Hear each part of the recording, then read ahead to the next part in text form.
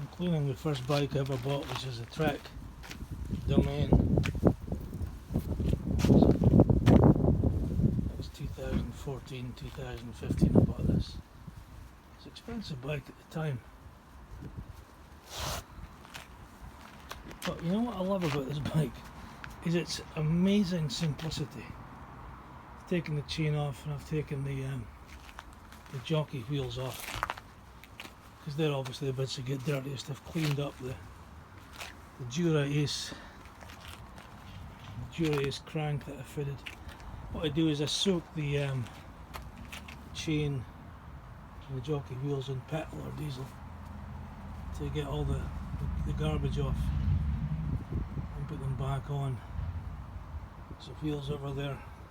It's a Zip 404 on the back and a Zip 202 on the front, with tubular Continental Sprinter tubular tyres, not tubeless, tubular, one piece tubular tyres, the best tyres there are.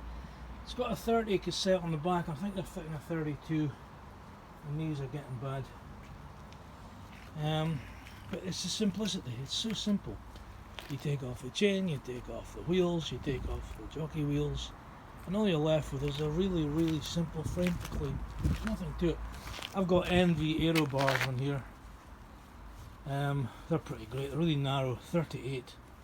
I think we all have bars that are way too wide these days. It's a 56, it's about my size. Narrow bars make it a great fit for me. Pro Logo saddle, I really like Pro Logo saddles. It's got Ultegra 2x10, more than enough for anybody, much better than 1x11. Gives you far more flexibility with no compromise. Carbon brake pads for the carbon rims.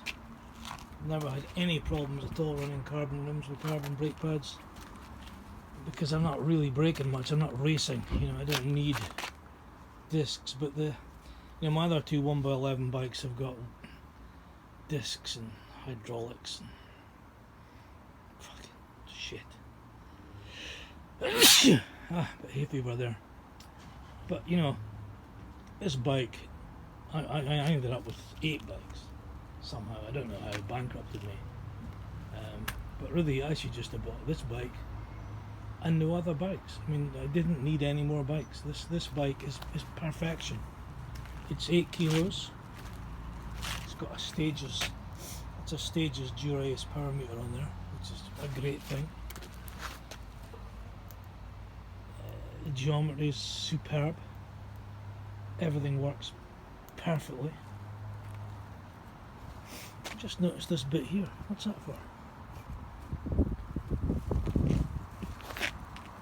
I don't know what that's for. Ant Plus. Ant Plus. I don't know. I don't think it's. I don't know. There you go. Discover something every day. I don't know what that's for. So anyway, after almost 10 years, still my favourite bike, still my best bike, still my fastest bike, still my lightest bike. I'm not sure the bike industry has actually progressed at all. My mistake was buying mountain bikes. I was seduced by them because I was a big hill walker and they made it much easier getting into the mountains.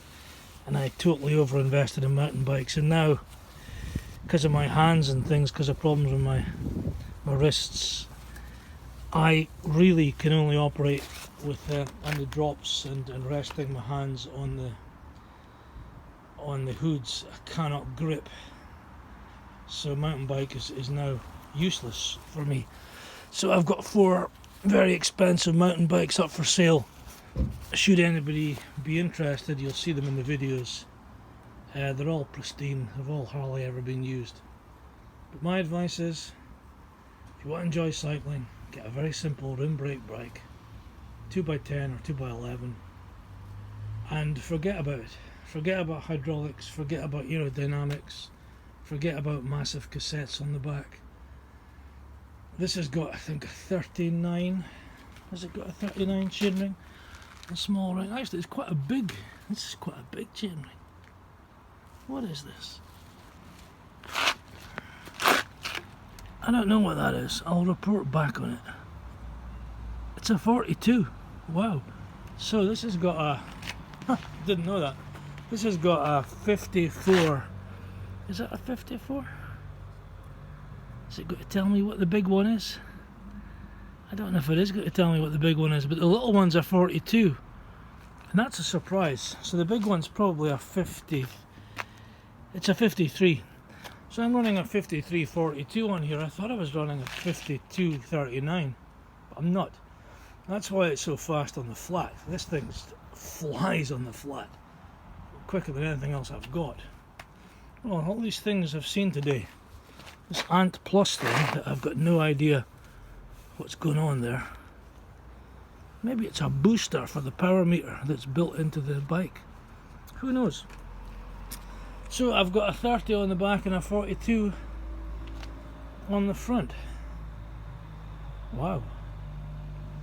There you go. Anyway, it's pretty much perfect. So I guess if I had a 5236, a compact chainring, this thing would be a mega hill climbing bike. I mean, it already is, but it would be even more of a mega hill climbing bike. The end.